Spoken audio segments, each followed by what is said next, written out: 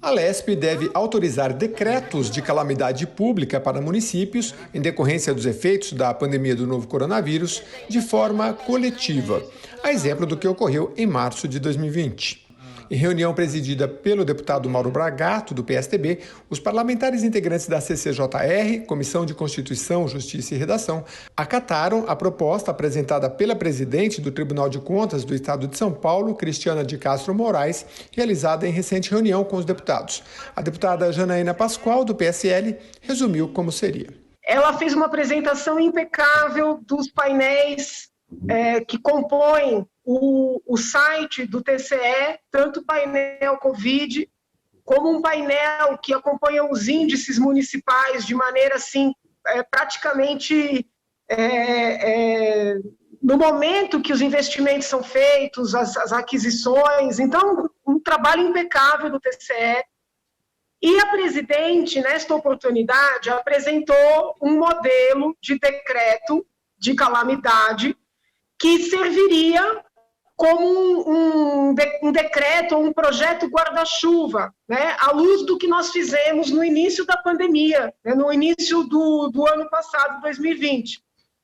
De forma que, se a CCJ aceitar esse decreto, que foi sugerido pelo TCE, nós faríamos uma apreciação e uma autorização prévia, e os municípios, conforme fossem decretando suas calamidades e solicitando, meio que de maneira automática teriam esse reconhecimento feito.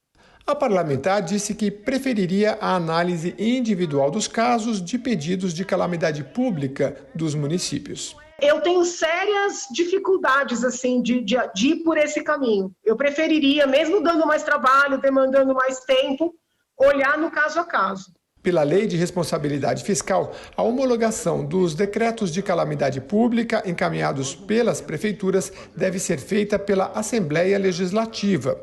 Até o momento, foram 103. O decreto prevê, dentre outras autorizações, a dispensa, em certos casos, de contratação de bens e serviços sem necessidade de licitação.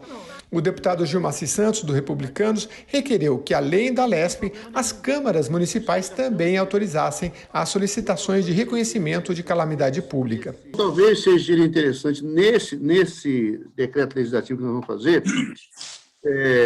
dizer o seguinte: não somente informar a Câmara Municipal, mas a Câmara Municipal também autorizar o prefeito, porque são os vereadores que estão lá na ponta e conhecem exatamente a necessidade da sua cidade. Já o deputado Marcos Zerbini, do PSTB, ponderou pela autorização coletiva.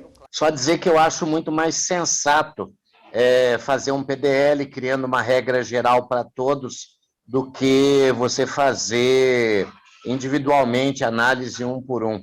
Acho bastante mais sensato, deixando claro os critérios, o que precisa ser atendido nesse decreto de calamidade.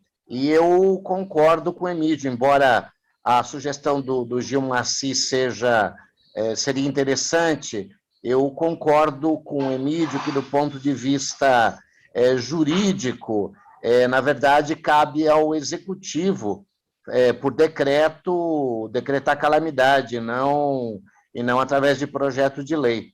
Na próxima semana deve ser formalizado o PDL com base na proposta do Tribunal de Contas. Então, o presidente da CCJR indica um relator para, posteriormente, o projeto ser votado na comissão. Se aprovado na CCJR, segue para as comissões de Assuntos Metropolitanos e Comissão de Fiscalização e Controle. E, finalmente, se aprovado, pode ser votado em plenário.